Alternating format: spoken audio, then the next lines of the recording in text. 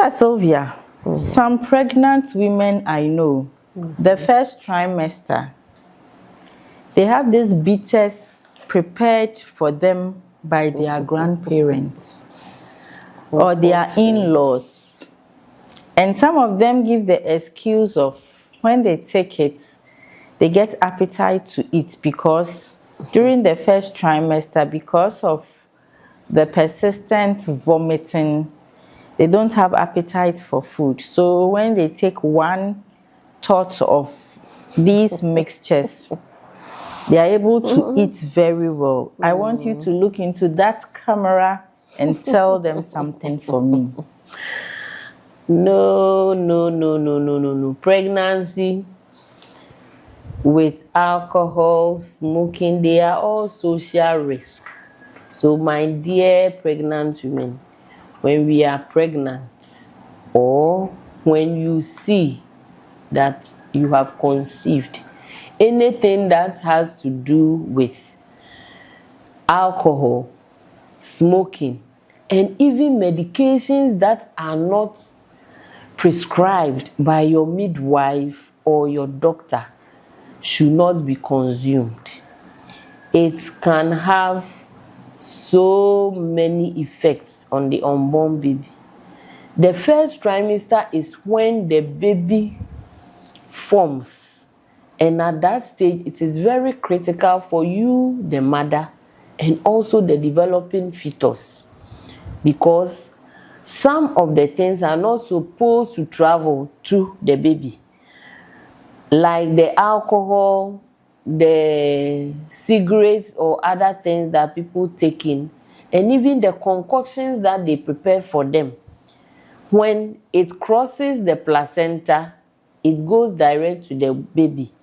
You can have miscarriages, birth defects, which are not supposed to even be there, and then other things that you have not even planned for our little miracle. So we will urge everybody, so long as you have a growing person inside, everything you do, whether from the first trimester to the end of your pregnancy, I would like you to be very particular about them. Thank you. Okay. And then mummies, be aware that when you go, you better examine wo, you better show if you see kosi unaya say. Inti ebedu baby no nurse no bema wako change wo ho no aba. No examine wo from head to toe. Please, I would urge you, don't shy away from these examinations, because these examinations would help your midwife to attend to you well. Some, they have some growth around certain areas. Some also have keloids. Yeah. Some even have, how do we call it? Some discharges that are not good. Yeah. Please, these are the times that your midwife during examination can detect it and then attend to you properly. Yeah. We do HIV tests to also know your status. Yes. Because we don't want you to transfer the virus to our little miracles. So please avail yourself for these tests. When you test positive, it's not the end of the road. You'll be put on medication so that your little miracle will come out safe. Sister. Hello. There's this part I feel we normally don't discuss with the pregnant mothers. That's the record of current pregnancy, where we talk about the EDD, the last menstrual period. Yes. We calculate the estimated desired weight. Yes. And issues of family planning. Why is it that we normally don't discuss with the mothers? Is it that we feel some of them they can't give us an accurate date of their last menstrual cycle. Because when you see most of the cards, you see that that column is totally blank. Most people record them, and others don't because they don't get good feedbacks from the pregnant women. Okay. So mostly what I've realized is when they do the first scan, that is the first contact you have with the pregnant woman, then you write the scan EDD, and that's what they use to get the gestational weeks. If the woman is able to give you a specific date of a last menstrual period, that is the ideal that you should have even used, because sometimes the scan, because of the timing that it is taking, it can be late or early. So mostly you see when we give you the scan dates, we will give you 2 weeks earlier or 2 weeks later, thinking that they've given you maybe a specific date. You will think that exact date you should put to bed, but it doesn't go like that sometimes. It can be the exact date or 2 weeks earlier, 2 weeks later. It's because sometimes the informations are not gotten. That's how I feel it is left blank, because you might ask, but you wouldn't get a good feedback. The only thing you can record there will be the EDD, and then the family planning informations that maybe you would have had. The height is also there, and the weight, which you can use to check the person's BMI. Estimated, yeah. Someone will ask, hey, BMI yes. It helps the midwife to observe you during pregnancy.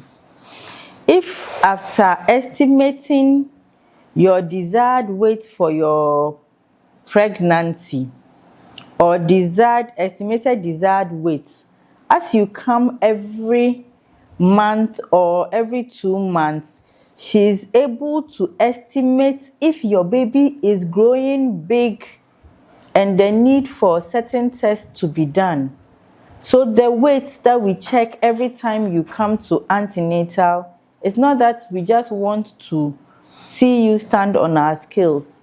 We want to know so that we see if your baby is growing too big than what we estimated. Yes. And if the baby is growing too big than what we estimated, then it is an indicator for us to run certain tests to see if the baby has diabetes or the mother has.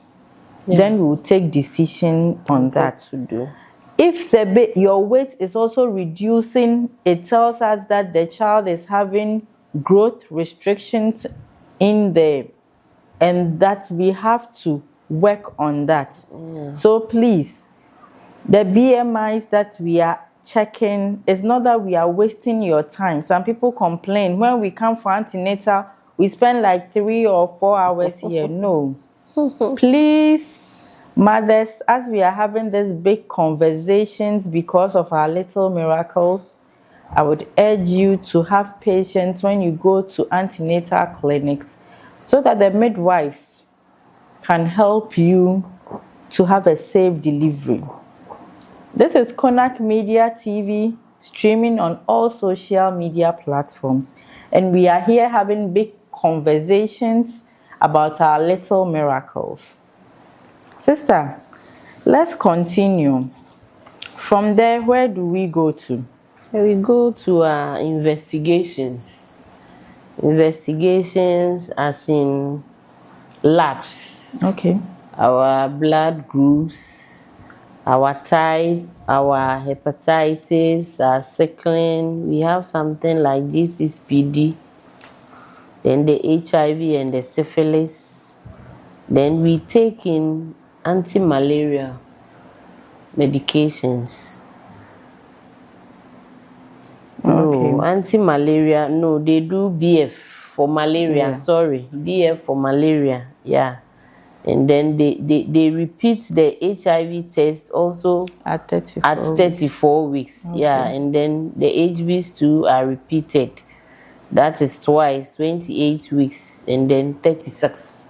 The first contact, 28, then 36, before the person puts to bed. But it can be more. It can be more, depending on how.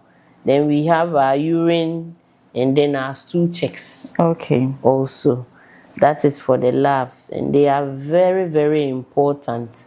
For the first time that you take the maternal record, that is the first thing you go through before you are even seen by the midwife or the doctor. Yeah. So please, our mothers, it's a must. So when you come and we say go and wee for us to check, we are checking for a lot of things. We are checking for your glucose, for protein, for packed cells, for epithelial. Let me not bore you with the big words, but we have a lot of things we check in the urine, and it helps us to give you the right medication. So please, when you come and request for labs, me pamucho ma munjani o munga se ende de ya tro lab bebre amame se me nkoye. Lab na yesi koye no yenim die nti a yesi koye. Susu tami be na va wo laba egomenye be de mi jibe mi akpo nkeji yim lo pe lameme. Mi akpo be de viale de die da e wonto pe lamele de die da. Yeah. So we are doing this all for the well-being. So we think if you understand why we fill the card and ask certain questions, you would really appreciate the little miracle you are carrying inside of you. So don't feel we are wasting your time. It is just a card. Anybody can fill it. Understanding the card would help you to avail yourself and then give the right response when you are being asked. Yeah. Once again, we are on Konak Media TV, streaming on all social media platforms, and we would like to take a breather here and would return back shortly. This is Little Miracles, Big Conversations with us, Sylvia and Ivy. We'll be right back. Thank you.